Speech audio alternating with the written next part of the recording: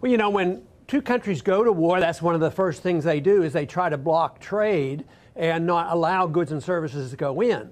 So if you do that initially and you block trade with a country, it is. What would the United States do if all of a sudden somebody from overseas came and said we can't import oil or something? We would consider that a pretty serious matter.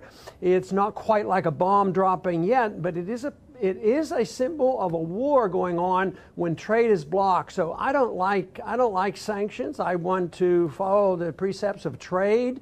And right now we're trading a whole lot. The West is trading a whole lot with Russia. We should emphasize that rather than us putting on sanctions. So I'm opposed to virtually all sanctions unless there's a declared war. I've argued that case for a long time. So you would just leave Ukraine to sort of sort it out between themselves and the Russians? Whatever happens, happens. Well, certainly the United States. I speak more from the perspective of the United States taxpayers, and it doesn't serve our interests. We've already spent $5 billion over the last 10 years trying to pick and choose the leadership of Ukraine. And then we participated in the overthrow of the Yanukovych government. And this is when this recent stuff really stirred up. But we've been involved too much, and I take a non-interventionist foreign policy position. It's not our business. It doesn't serve anybody's interests. It's part of the same thing that led us into the disaster in the Middle East. A lot of people die, and a lot of money is spent, and we're still suffering the consequences of the war in Iraq and Afghanistan.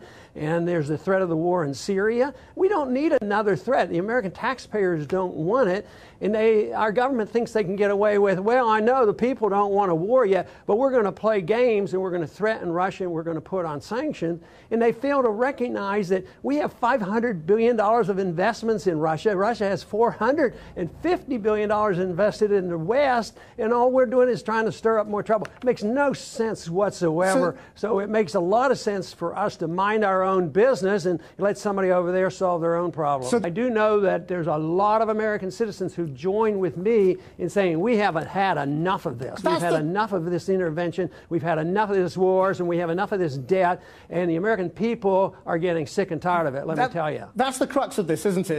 Is to what extent the American people support your view of stepping back from the world. I mean, what kind of America do they see that doesn't get involved in all of these international crises?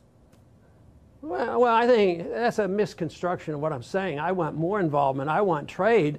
I don't want to step back. I think the isolationists now are isolating Russia.